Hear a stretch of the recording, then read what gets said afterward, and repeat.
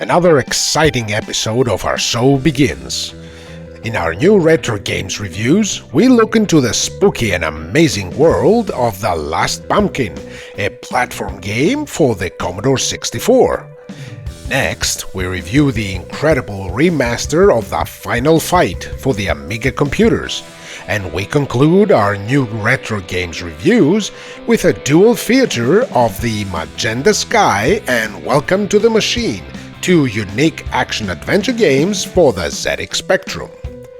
Our hardware review this week pits two retro gaming handhelds against each other to see which one deserves your time and money.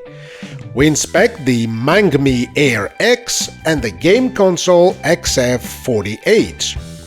Our DOS Vault saves the universe with a quirky and fun shoot-'em-up game, Attack of the Space Cats, and remembers the crazy comedy puzzle adventure game, Gobliiins.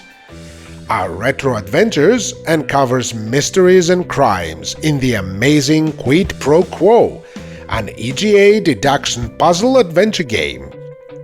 In our adventure game Retrospect, we look back into the British fantasy comedy The Curse of Enchantia. Finally, our history lesson goes way back to the roots of the computer industry's birth, with a story of the very first successful home microcomputer that laid the road ahead for every single system to this day.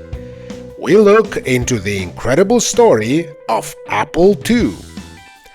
Let's go once more back to the glory days of retro gaming.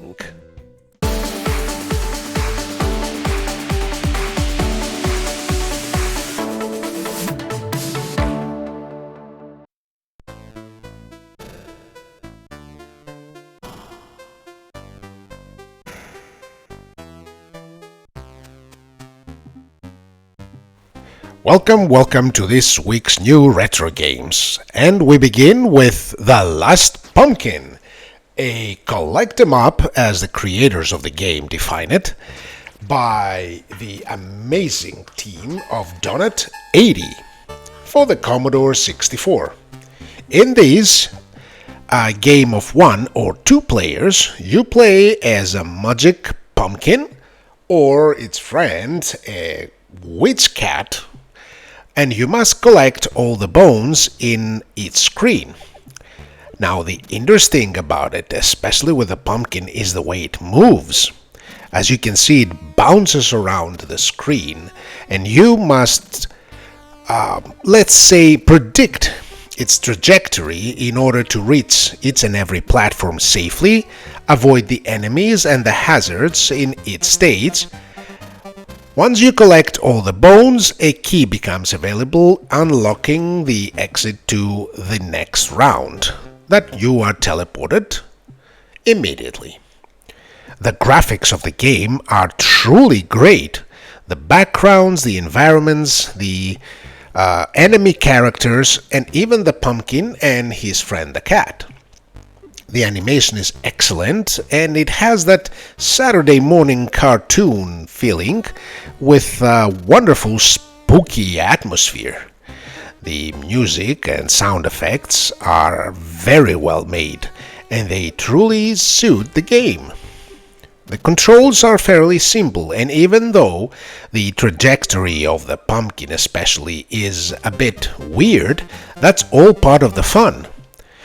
The game is not just a platform game, at the same time is a form of puzzle game, I would dare say.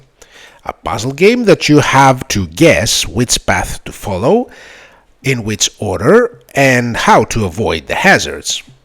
There are spikes, vanishing platforms, and many other dangers. Occasionally you can jump on the top of enemies to avoid getting killed.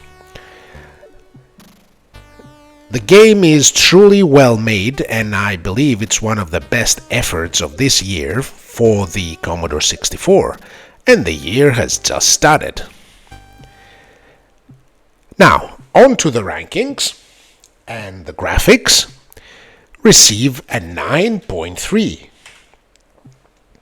The controls, a 9. The music and sound effects, a 9.2.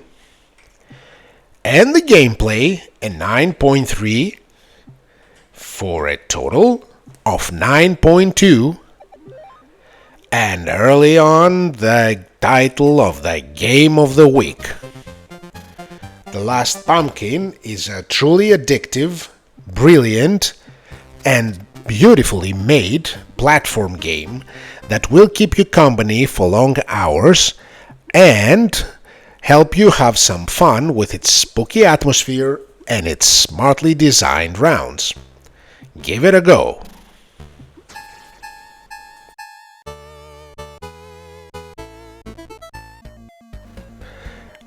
Our second game of the week comes from Prototron, and it's an amazing remake, or rather refinement, of the Final Fight, the classic Capcom beat-em-up for the Amiga computers.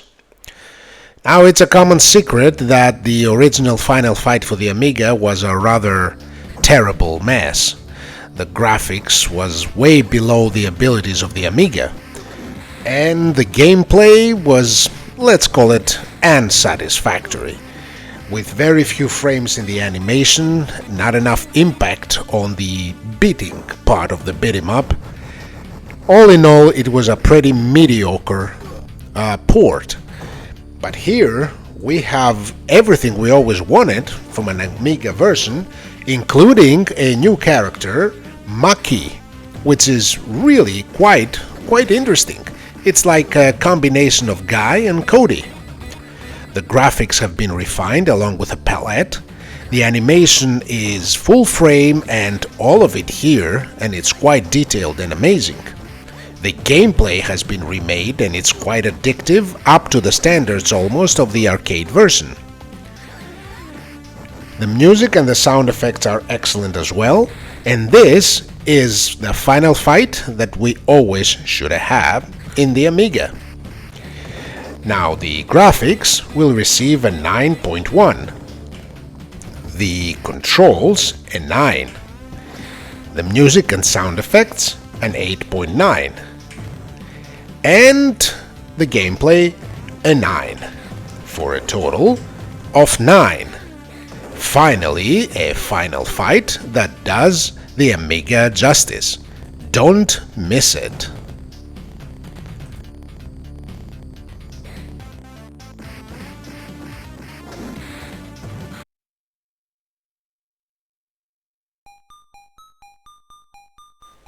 For our final review, we have a dual feature. Both games are from Radical Reflux, and the reason we present them together is because they are actually part 1 and part 2 of the same story.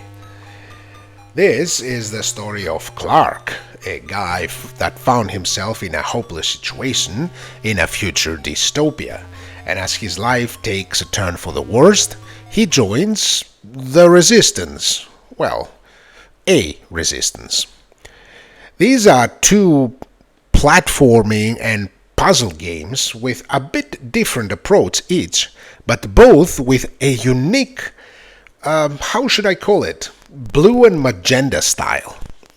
Now, the graphics are truly unique and very well animated, and they give you this shadowy dystopian feeling. Whilst the first is a game that mostly reminds me of Cannibalt, and it's more of a collect them up, with very good controls, very good animation, and the entire feeling of the game is wonderful, along with very good music, well, considering that this is a game for the ZX Spectrum. The second game is called Welcome to the Machine. It's a more adventurous approach, where the controls are pretty much the same. You can walk, jump, and climb up and down ladders. But you have to collect more objects that you interact with them, such as passwords and access passes. You get to interact with computers. You get to move between floors with using elevators. And Actually, it continues and finishes the story of Clark, as he has been captured and taken away by corporate agents, and since he's there, the rebels ask him to learn all he can about the underground facility built around the machine. A promise that as you play, the game becomes clearer on its story, but not much. It's a unique and wonderful platform game. It's very addictive. Well, they are very addictive, both of them. The graphics, the sound, and the controls are of high standard for the ZX Spectrum without being something overly impressive, but at the same time they create and retain a dystopian and mysterious atmosphere that truly fits the game. I would suggest you play them in order and that you play them both. They are both excellent games and they're really worth your time. On to the rankings now. And the graphics receive a 9. The controls a 9.2. The music and sound effects an 8.5. And the gameplay a 9.1. For a total of 8.9.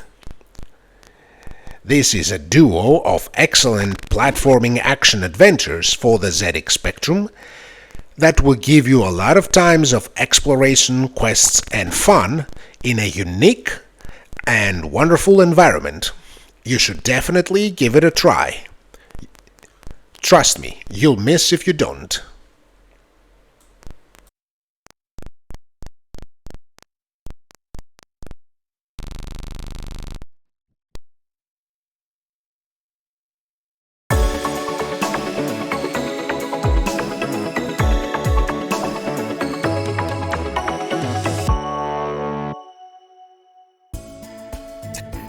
Welcome to this week's hardware review. We have two completely different offerings this week. Carrying on with the hardware reviews of retro portable consoles, or rather portable consoles made for retro gaming, we have a high-end device from MANGMI, the Air X, and a cheap solution that can be easily found on Amazon. It's the Game Console brand, which is, well, it has to be either the most brilliant game for a game console or the most disappointing. It's the model XF40H. Now, these are completely different offerings, like I said. This one relies on quality, it runs on Android. You know I have my reservations about Android. And this one runs on Linux, and actually it has two different operating systems right now on it. Now, let's open up each one of them. Let's start with MANGMI Air X. It's a premium box. Basic functions here on a reference card. And here we go. Now this has a very premium feeling to it. Really premium feeling. It's actually excellent. There's a big speaker and ventilation system here. The SD card is right here. There is an input for headphones. The USB-C that's used to charge and connect to an external source. The speakers here. They have the volume, power on, and the triggers. The feeling of the controls is quite wonderful. I'll put it up. Of course, we're gonna see how it does, what it does on screen later, just to get a first feeling of it. Now this comes with Android, a system specially made by MANGMI. I have to tell you, I've installed the Gamma OS because I needed the extra features. Now, the console comes with Game Launcher, It's a launcher made by MANGMI, especially for the system. I did find that it failed to detect many systems no matter what I do. This is a consistent problem with these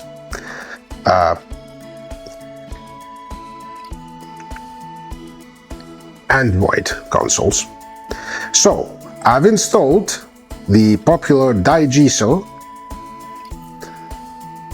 which does a much better job, but still the compatibility, because of the Android, is close to 80%. Some special systems, and not too special, nothing too weird, systems like the TurboGrafx CD, meaning the PC Engine CD as well, just refuse to run. I do have a collection of cores for every possible system, tried and tested in other portables that did not run Android, but various versions of Linux, and they worked perfectly. I meet this problem again and again only on the Android platform. So, we're gonna see this, like I said, close and personal in a while. Now let's go see this. Now what I liked about this is that it comes with a carrying case. Pretty good one too. It also brings 2 wipes and a screen protector. I'm not sure how useful that is. I mean, given the fact that it's not a touch screen, I opened it the wrong way, upside down. Instructions and USB-C cable. Now, like I said, this console, which is very pretty, as you can see, it uses the 4:3 analogy here for the screen. Now let me take out a bit the SD card.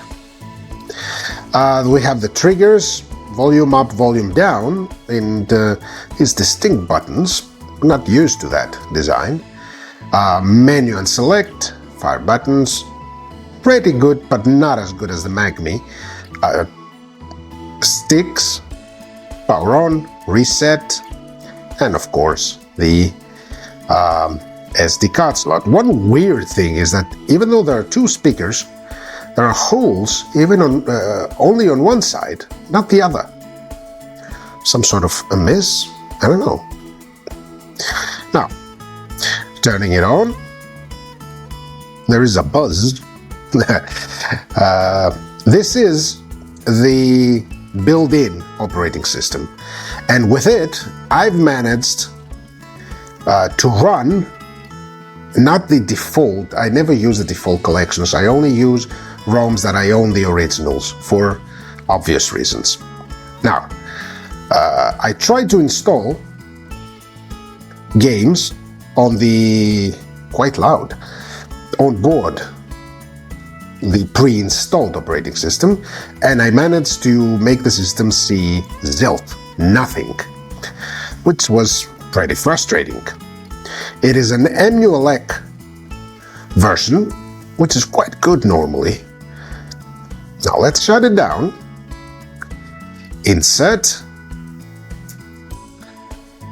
the card, and reboot the system. Now this is the Arcos for Clone.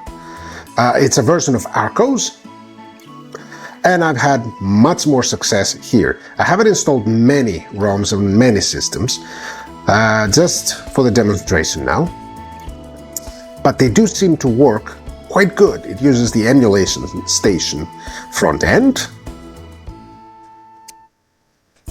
Haven't scraped yet too. There is an included scraping utility,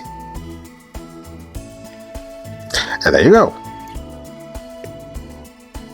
I'm not sure what I ran, of course. One configured, whatever it is, it's not happy. Obviously, I should have chosen a different game. Anyway, we'll see all this on screen in a while. As you can see,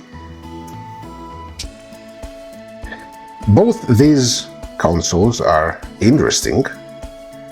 Oh dear.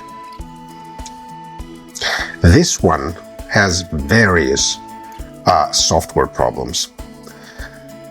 It hangs up way too often, and now it's not the time to speak about this. We'll speak about these things in our conclusions. So, I'll let it boot and shut down again, and we'll go see what each and every one of these consoles does on screen. Follow us there. Alright, here's the situation. Now, I knew that making the MANGMI Air X connect to an external resource would be a bit tricky, mostly because I would need to have a Chromecast device or a TV screen that supports Chromecast. Unfortunately, I don't have in my lab such a thing. It does not support a straight-up external USB-C to HDMI connection. So we're gonna film close up to the camera. Thankfully, we have good cameras, there won't be any problem. But the XF40H is a more curious case. Although it's supposed to support an external source, there are two problems. None of the two USB ports support this, actually. You have the OTG and the CD-DC, the power supply, let's call it, and this one is for communication. Now, if you look up really closely here, you will see that here was supposed to be a mini HDMI output. I didn't notice it before because I just opened it this morning and installed the alternative OS to prepare it for the review. So this was supposed to be an HDMI out port. Now, I don't know if the device that was sent to me have this problem or if it's everywhere, but it's obvious the port is missing. And since it's a see-through device, you can see in here that there is no port installed at all. Nonetheless, in the characteristics of the console, it is said that it supports TV out. That's weird. I don't know what else to say. So, let's see what these systems can do. It's a bit hard to plug it in there. There. We'll do it this way, the crude way, but it's gonna work, don't worry. So, this is the Arcos 4 clone that we've talked about earlier. The boot up time is not too shabby. It's quite good, actually, considering. Now it's gonna load the emulation station. Now, let's check out a Lynx game. Let's say Batman Returns. A nice loading screen.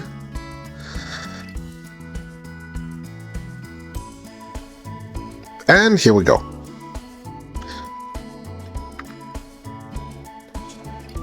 You can hear the sound. It can go up to this. It's pretty loud. If it sounds a bit weird, it's because this second speaker, as I said, the holes are not opened here in the plastic. Another weird thing. Let's turn the volume down a bit. Oh, it even supports TADE mode. That's good. By the way, this game is horrible. Now, the control of the feel of the sticks is not bad. It's quite good, actually. But they're a bit loose, if I might say. You know,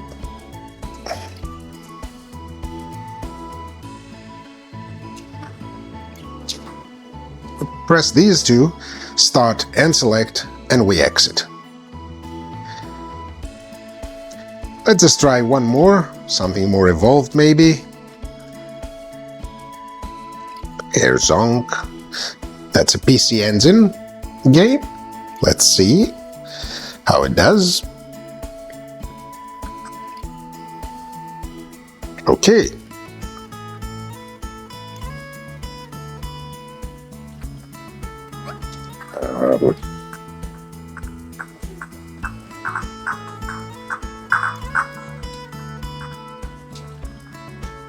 Lots of choices in the menu. Alright, it's a shoot 'em up and it plays really good. Now the battery of the device is just okay. It's not gonna take you for a whole day, but you know, it will reach 6 to 8 hours max, depending on what you play, of course. It is a very cheap device. For its money, it's good. There are some minuses. Obviously, it's a rust product. The closed holes in the speaker, the missing HDMI port, the operating system that has serious problems seeing games beyond the ones that come packed in, and they are of ambiguous origin. These are things that can be justified, of course, by the really low price, because this is a cheap device,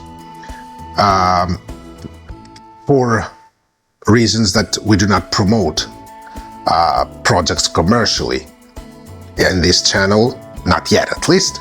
I cannot mention the price, but suffice to say it's below the market average. It's a very good screen. Really good. I really like the screen, and the design is beautiful. Other than that, this wonderful color, it comes in many colors actually. The see-through plastic is also very good, but there have been corners cut, and this is obvious. So I would say it's a device of 6.5 to 7 out of 10. If you're on a budget, it can go up to a 8, but you do have to do a little setup. It's not, you know, ready and good to go. So, let's set this down and move on to the other contestants. Now, this is a whole different beast.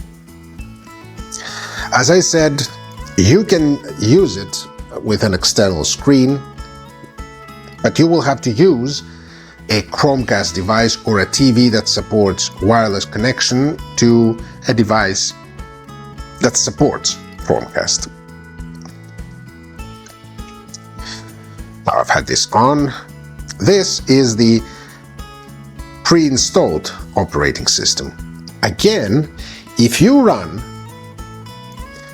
the games that come pre-packed, it runs fast, it runs good.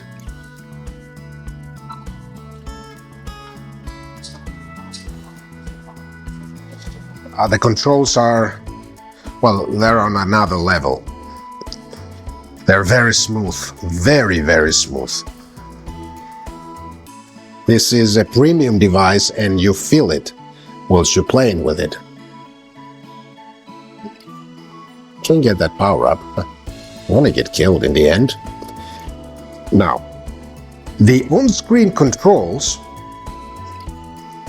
you see here, is a very good bonus. You have access to the RetroArch menus immediately. Now, there are many systems that failed to show up here no matter what I did. I've upgraded the cores, I've tried this, tried that, nothing happened, and some of them behaved weirdly, let's say.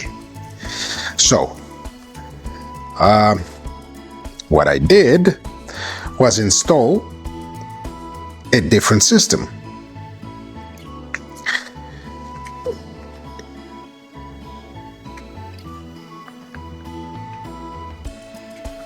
These are the things I don't like on an Android device. So let's kill that and that. Actually, let's kill everything. And it still didn't go away.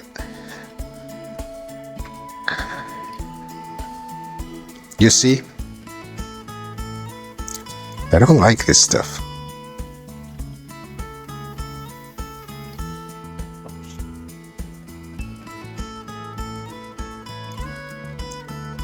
Well, isn't that peachy?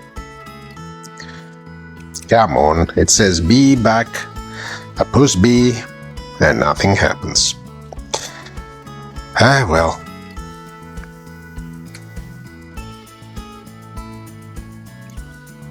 Again here. This is amazing. That's why I can't stand the Android devices. Really. It just keeps doing the same.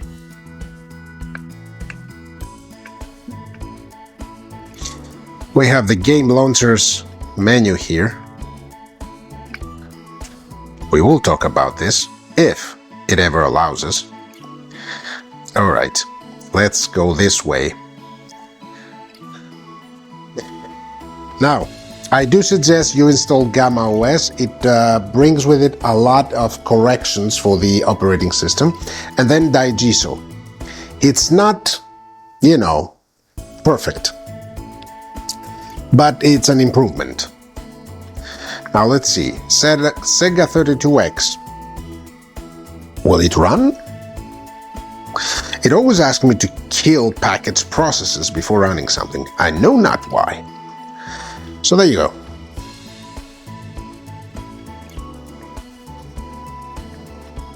It runs and it runs smoothly. You can always get rid of the on-screen controls, as simple as that. There. Or bring them back.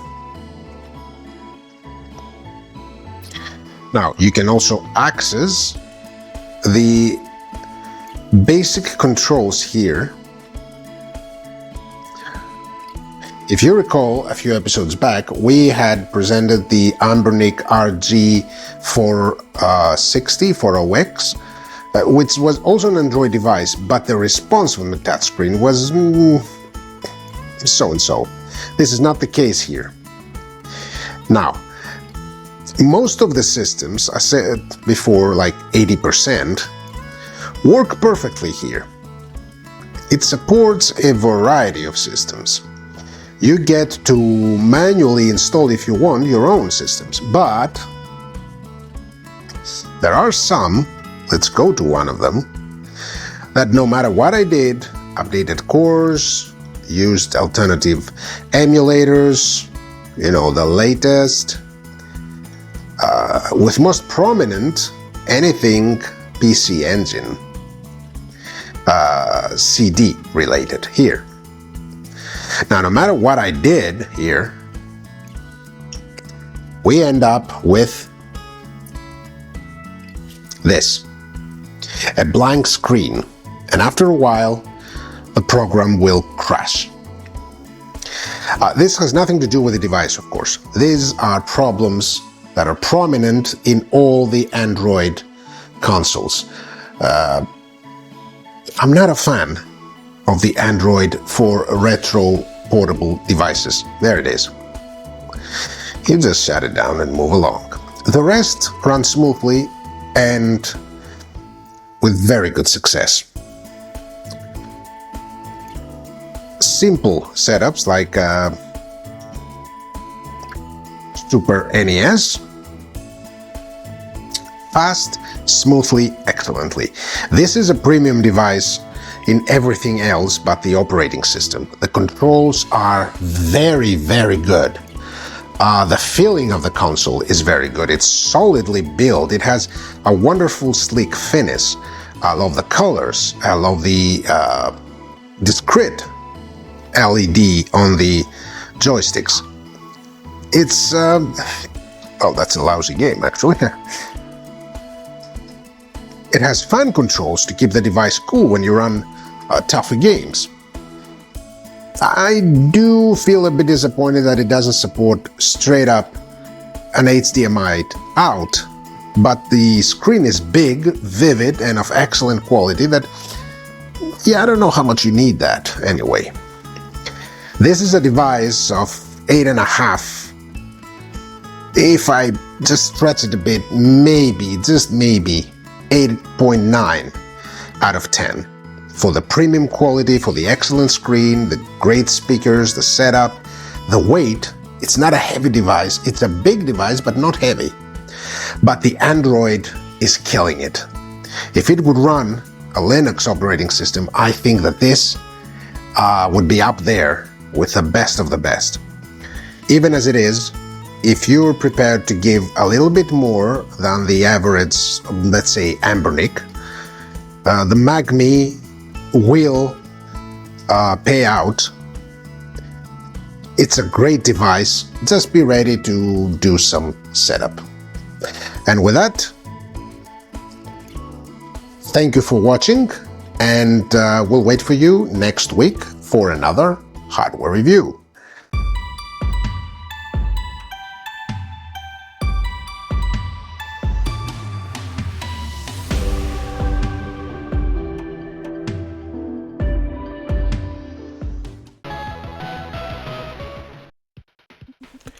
Hey folks, welcome to the DOS Vault Reviews, and this week we begin with Attack of the Space Cats by Crasso, an amazing MS-DOS, crazy amazing game that's reminiscent of classic, mostly shareware games that we used to play at the early 90s on the MS-DOS platform. Well, the story is a bit crazy with someone filling the internet with crazy cat pictures, and you must stop this obviously profound danger for mankind. Well, crazy story aside, this is a shoot 'em up that you have to find and destroy a reactor in each stage, avoid dangers, traps, shoot down enemies, collect gems and power-ups, and move on to the next stage. The game is very well made and it's really fun to play. The controls initially seem a bit awkward, but trust me, once you get a hang of them, you'll realize that they are exactly as they should be for this type of game. The graphics are very well made, they are VGA mode, and they have wonderful colors, and they move very fluently and fast as the type of the game demands. The music and sound effects are also excellent. They are the typical Sound Blaster ad-lib type of sounds and musics of that era. Now this is a really crazy and fun game, and I believe it's very addictive, even though initially you might think it's a bit of a simple game. Now, on to the rankings, and the graphics receive a 9.2. The controls a 9.1. The music and sound effects an 8.7. And the gameplay a 9. For a total of 9. Attack of the Space Cats is a frantic, crazy, wonderfully made shoot 'em up that will definitely give you many hours of crazy entertainment. Give it a go, you'll have lots of fun.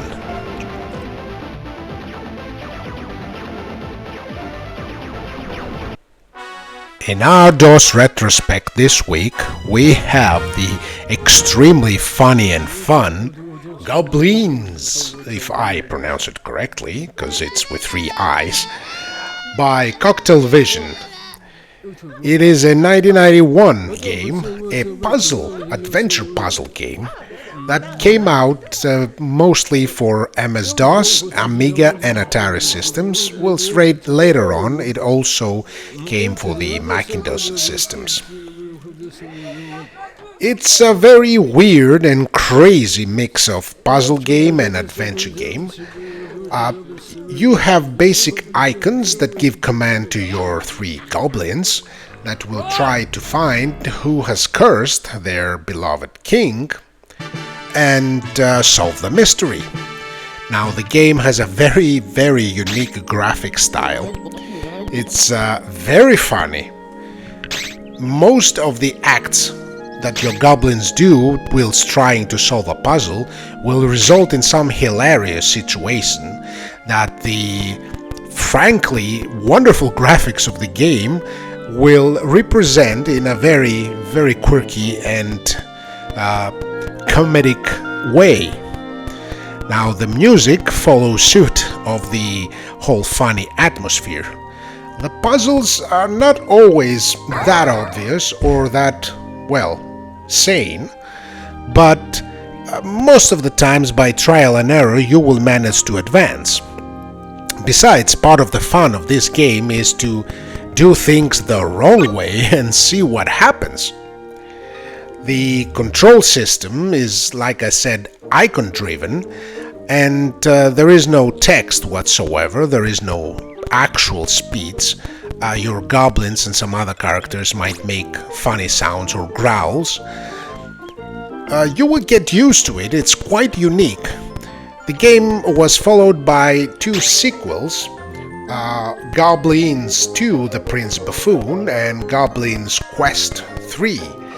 There was also a part 4 and part 5, but these are modern sequels. Now, on to the rankings, and the graphics of the game receive a 9.3. The controls of the game an 8.2. The music and sound effects a 9. And the gameplay an 8.5 for a total of 8.7. Gobliiins was a unique, crazy, and extremely funny puzzle-adventure game, reminiscent of a time where companies dared to try something different with often hilarious and interesting results. If you haven't played it back in the day, trust me when I tell you that this is a very fun playthrough and you should definitely try it if you want a interesting adventure game and some truly hilarious gameplay moments.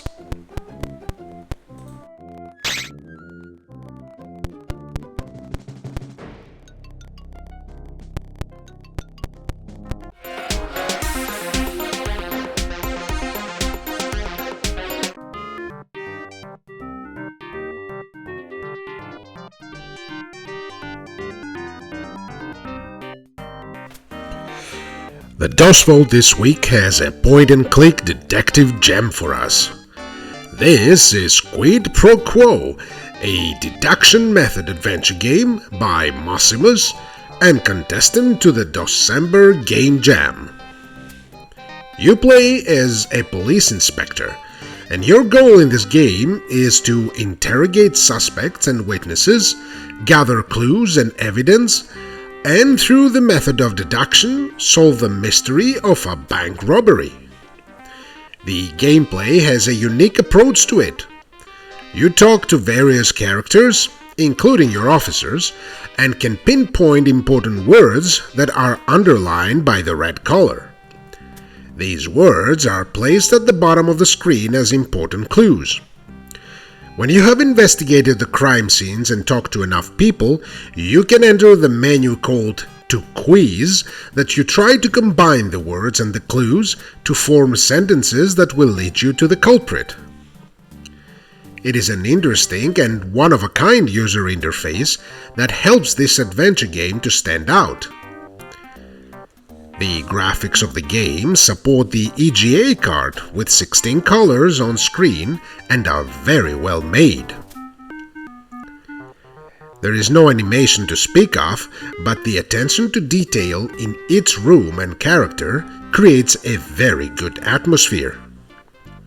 The user interface, once you get a grip of it, is intuitive and smart and will make the game a pleasant experience.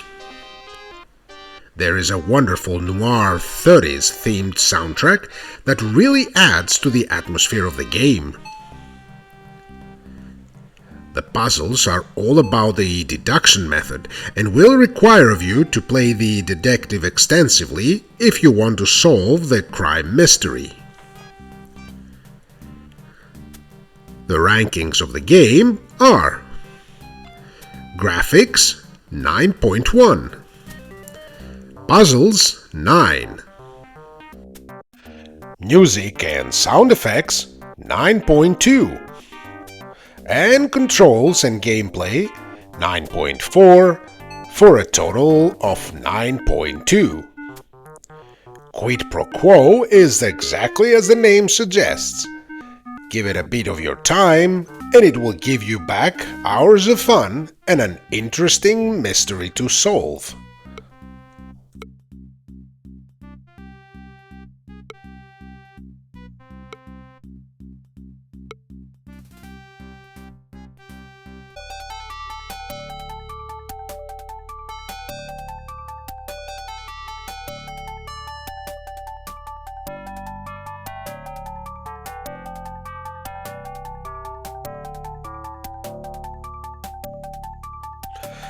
Our Retrospect adventure game review this week remembers the classic core design game Curse of Enchantia. This is an icon-driven graphic adventure game with a very different approach to the gameplay than the rest of the games back in the day. You play as Brad, an English lad that was grabbed from our world in the middle of a baseball game with his sister and dragged to the magic but grim world of Enchantia by the evil and tyrannical witch that rules the land, to be used as a sacrifice for an eternal youth spell. Of course, you escape and set not only to return home, but to rid the land of Enchantia from the evil witch.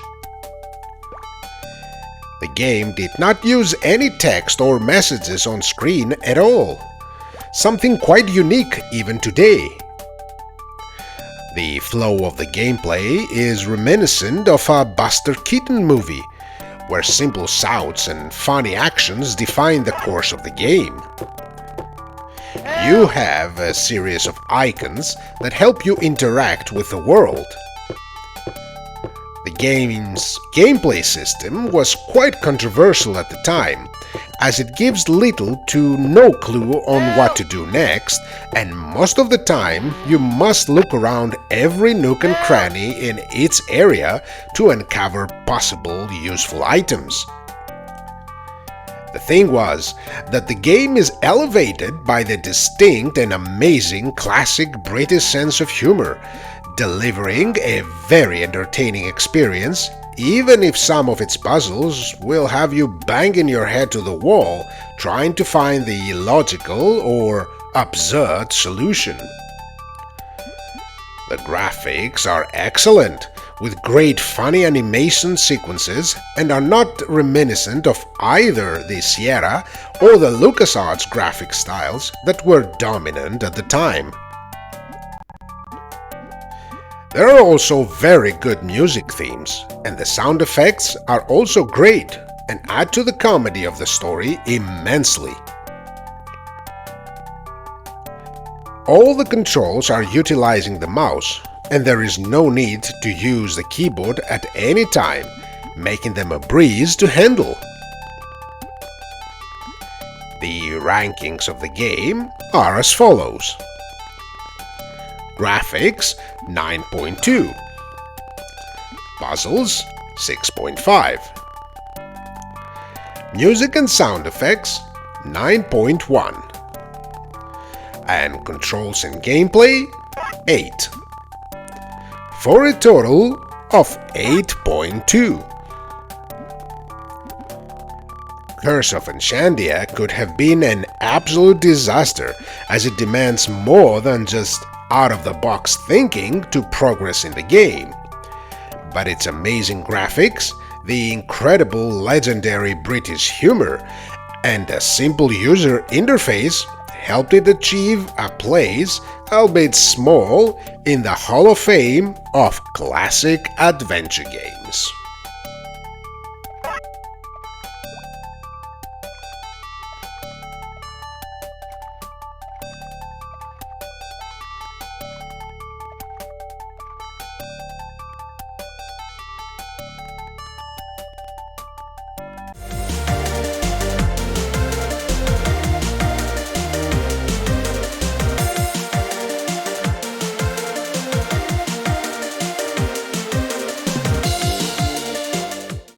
If we had to use a pompous title for today's history lesson, we would call it Modern Computer Industry, the Origin Story. But we will settle with Apple II, the founding of an industry. Back in 1976, the computer industry was virtually non-existent. Computing as a hobby was limited to a variety of terminals combined with primitive computer systems like the Altair 8800 for them to manage to give you output. No monitors or video output whatsoever, and the person using them had to have some sort of electronics experience and understanding in order to do even basic things with them. Steve Wozniak was a computer enthusiast, employee at Hewlett-Packard, and a member of the Homebrew Computer Club, an early gathering of sorts for like-minded people who saw the potential of the new fledgling hobby of computing. Wozniak, after switching designs from the Motorola 6800 to the new and way cheaper MOS 6502 CPU that he could afford, designed the pioneering plans for a fully functional computer system that could accept input through a plain typewriter-style keyboard and print output by ways of a video out to a plain composite monitor system, effectively establishing for the first time the straight two-ways computer-user interaction and laying the foundations for the home computer industry. Him, along with his club buddy Steve Jobs, managed to manufacture and sell that system, named Apple, for the amount of $666.66. The system sold out in a matter of months. The foundations were laid out, but the industry was still not born. Wozniak, having worked on the side for Atari, and more famously on the board Breakout, miniaturizing the PCB to use from 170 chips to just a mere 44. His whole experience led to a desire for a much more evolved system than the original Apple, one that could be established as a standard for the industry, utilizing color, sound, and a programming language to use as both a development tool and a user interface. Wozniak designed the basic himself and moved on to the internal components. He, along with the Apple company's co-founder Steve Jobs, agreed that in contrast to the Apple I system that was built as a handmade system in Jobs' home garage, if the company was to become a serious player, it should be created in a proper assembly line with pre-made plastics and a proper industrial look. But all that required a substantial amount of cash, and the earnings from Apple I system were not enough to support an endeavor of such magnitude. The two Steves approached Don Valentine, a well-known Silicon Valley venture capitalist, for funding. But Jobs' hippie and sloppy appearance left Valentine indifferent, almost disgusted, one would say. Nonetheless, he forwarded their info and the details of the new system to Mike Markkula, an electric engineer recently resigned from Intel with a fat paycheck on his hands and a keen eye for good opportunities. Markkula saw the potential in the new system and became the angel investor for the Apple company by helping it become incorporated. He secured total loans over $250,000, a hefty amount at the time, plus an extra $92,000 from his own personal fortune, thus acquiring 26% of Apple. With the designs ready and the funding secured, the newly restructured Apple company went on with the creation and introduction of the machine that would change the modern world of information technology, Apple II. Introduced to the market and entered circulation almost immediately in June 1977, the computer's technical specifications were cutting edge for the time. A MOS 6502 CPU running at 1.23 MHz, 4 KB of RAM, upgradable all the way up to 48K. The system could output video signal into any common TV set or monitor with a composite input, Two graphics modes were available: a low-resolution mode, 40 by 48, with 16 colors on screen, and 280 by 192 with 6 colors. It had an audio cassette connectivity input that could use a tape recorder to store and load programs, but also provided an input for a disk drive connection, a very luxurious option for a home system at the time. It even provided sound output through a 1-bit built-in speaker. Even more amazing was the fact that Apple II provided the ability to expand through the 8 onboard internal expansion ports that accepted all sorts of cards, providing the computer with a variety of new functions, from improved sound to real-time clock, accelerator cards, etc.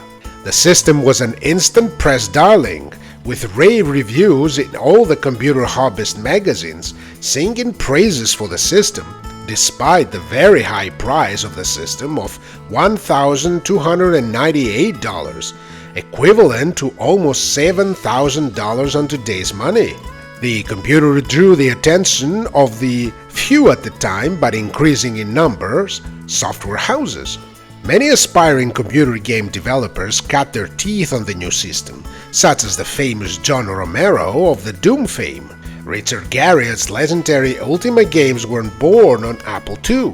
Soon, the industry's more serious players took notice of the newly born home microcomputers industry, seeing the potential to sell more professional software to small businesses and self-employed people who simply could not afford or even understand the workings of the previous computer systems that preceded Apple II. Software like VisiCalc, the world's first spreadsheet computer program for home computers, made Apple II desirable, but people who never gave a second thought of computer systems at home before, effectively turning the hobby market into a serious business industry. Word processors, educational programs, and others followed suit. The competition for Apple II initially was pretty weak. The only two other serious contestants on the market were the TRS-80 computer system by Tandy Radio Shack, a budget computer system introduced a little while after Apple II's success, and the Commodore PET, an early Commodore system that was used mostly in big corporations for bookkeeping and as an educational tool in some schools. But that market was quickly snatched by Apple II right from Commodore's hands when Apple II became a school favorite because of the friendly interface and color capabilities. With the Apple II leading the newly fledged industry, Apple managed to sell over 100,000 units by the early 80s. But the success brought more competition, and Apple II soon found itself facing much stronger and more evolved opponents. Atari, Wozniak's old employer, had entered the micro home computer market with the Atari 400 and 800 computer systems in 1979, providing way better sound and graphics capabilities in a much lower price, and fitting the computers with a large Atari back catalog of arcade games helped make it an American favorite for a while. Commodore also made a comeback, initially with a VIC-20 computer that managed to secure 1 million sales, a first for any computer at those days, followed by the vastly more successful Commodore 64 in 1982. There was also the European threat. After the American video game market crash of 1983, the games industry in the US came to a bit of a halt, whilst the center of informatics seemed to move to Europe, and more specifically UK, where a wave of British invasion systems appeared, with first and most prominent the English darling ZX Spectrum. Apple needed to innovate again, and fast, but without risking an alienation of its user base. Thus, Wozniak and the company's electric engineers went back to the drawing board. The Apple II had already enjoyed a number of revisions on the faces of the Apple II Plus, the Apple II Euro Plus, essentially the European version of the Apple II system, and the Apple IIe, all versions of the system with improved internal design, graphics, memory, and sound capabilities, but none of them deviated from the original concept. If lightning was to strike twice, Apple had to design something that would be distinctively different from the original and competition whilst retaining backwards compatibility. Apple hired famous industrial designer Hartmut Esslinger in 1982 with a $2 million fee per year to reshape the design of the company's system by giving them a distinct and unique stylus design. Esslinger, whilst working on the designs for the Apple II successor, created the Snow White design language, as it became known, which was the style of vertical and horizontal stripes for decoration and functionality, giving the impression of a smaller form factor that became prominent in every Apple computer system henceforth until the early 90s. The new system also packed a stronger and more advanced system under the hood. The new version of the MOS CPU was used, the 65C02, albeit still running at 1.023 MHz. The system's RAM now was a huge 128K, upgradable to 1.125 MB, an impressive number at the time. Most of the functionalities provided in the previous Apple II models through the use of expansion cards were now integrated into the system. Extended 80-column text cards, serial port cards, high-resolution graphics cards, all were now part of the standard motherboard design that did not include any internal expansion ports. The system had both a mouse and joystick port, albeit of proprietary designs. It had the capability to connect a modem, an external floppy disk drive, even though it came with an integrated 5.25-inch 140KB floppy drive, and even a printer port. The system's graphical capabilities were also upgraded with two new modes, 80x48 with 16 colors and 560x192 with 16 colors too, also coming into play. The sound was also slightly improved, and the system even had an audio output. But the most impressive feature by far was the design itself. The new computer, named Apple IIc, was essentially a compact and portable system incorporating even a handle to carry it around. Weighing around 3.4 kilograms, it was even lighter than most early laptops at the time. The new sleek modern design by Esslinger surely turned a few heads, and it was immediately considered one of the prettiest machines to grace the market. But grace alone can't make sales. The machine was priced like before at the high range of $1,295, equivalent to almost $4,000 today, when it came into circulation in April 1984. There were several mistakes too that made life for the system harder.